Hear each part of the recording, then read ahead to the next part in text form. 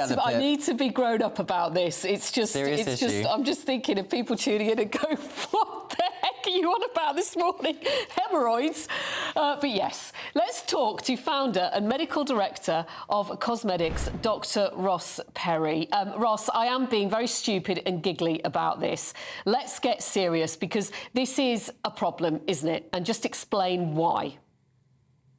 Morning, hi, and Happy New Year. Yeah, I think about 10% of the population actually at some point in their lives will suffer with piles or hemorrhoids. And for most people, it's often sort of something that's quite preventable.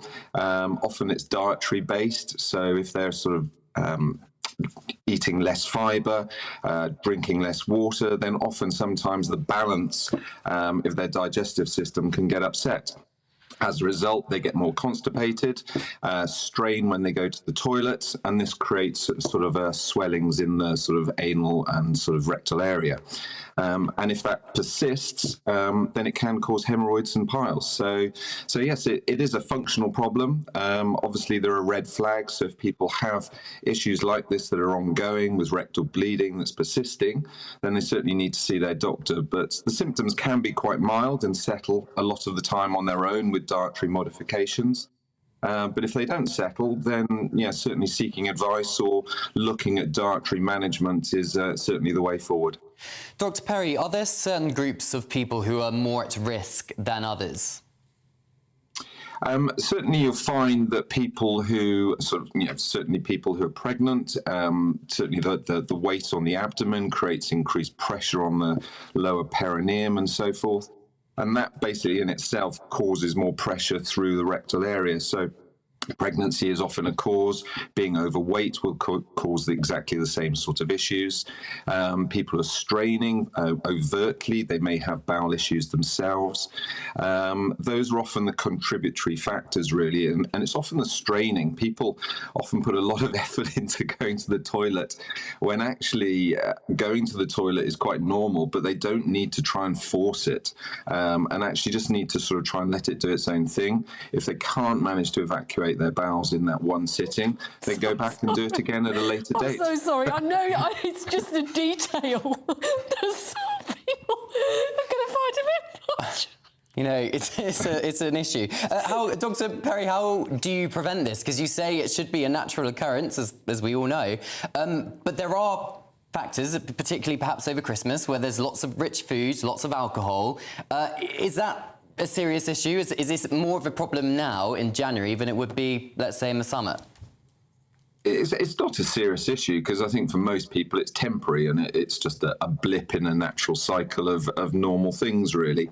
And it's just an imbalance of what we would normally do. We're sort of drinking more, so we get more dehydrated, so there's less water.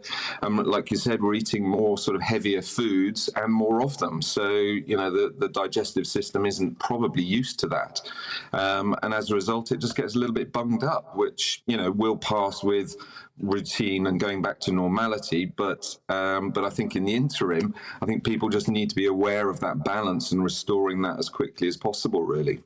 Yeah, we do consume a lot of rubbish, don't we, over Christmas and New Year. We need to give our bodies a break, I think. Dr. Ross Perry, Medical Director of Cosmetics, thank you so much for talking to us, and a very happy New Year to you. I think what sets me off is seeing on the screen Brown Monday, because there's a day for everything, isn't there? Yeah. We've now got Brown Monday, which is a new one on me. Should we get some more food advice? Try and put things to one side. Let's return now to nutritionist Caroline Mason. We heard from Dr. Perry there about how certain foods can cause, let's say, issues, to put it mildly. What is your advice then to perhaps eating healthily in the new year if people have overindulged over Christmas? Well, first of all, good morning and Happy New Year to you. I think it's really about not going for that all or nothing approach, that kind of black and white approach. So first of all, I would say really power up your why. Why do you want to do this? Is it because you want more energy? You want to lose weight? You want better sleep? So first of all, kind of know why you want to do it. And then I think one of the simplest ways is perhaps starting off with one meal. So breakfast, or whatever your first meal of the day is is a really great way to start, because that really sets you up for the day. So having protein for breakfast or something like that, incorporating that can really, really help set you up for the day. What about the people who say, right, it's New Year, I'm going to be doing this fasting for however many days a week it is, or I'm going to be doing whatever fancy, I can't remember what there's a lot of diets out there, aren't there? What about those people that are going in that direction? So rather than having a balanced diet, they're sort of zooming in on, you know, cutting out carbs. Yeah, I think I would say to those people, look at what you've done before and has it worked?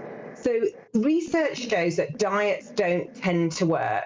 So I would get them to think about it more in terms of a lifestyle and be curious about how good you feel from, you know, kind of going back to basics rather than on a diet and off a diet. Eating whole foods. Those whole foods tend to turn up your leptin, which is your satiety hormone, so you feel more satiated. And if you feel more satiated, you're much more, but you're much more in line with sticking to a plan. And also, so I would say eat being more whole conscious foods. of, sorry to interrupt, it's just because we're running out of time. That's okay. Also, Caroline, of just being very conscious of what we're eating, being mindful. Yes, exactly. So when you eat, try and sit down at a table. I know we all have rushed lives, but put your knife and fork down between mouthfuls and really chew your food. Because actually we've got complex hormones that take about 20 minutes to half an hour to tell our brain we're full. That's why on Christmas Day we can eat everything that's not nailed down and then feel like we're in a coma half an hour later because those hormones have then kicked in. So it's really important to try and, it's not just about what you eat, but it's also how you eat. Yeah, absolutely. Nutritionist Caroline Mason, thank you very much. Happy New Year to you. Very valuable advice. Happy New Year.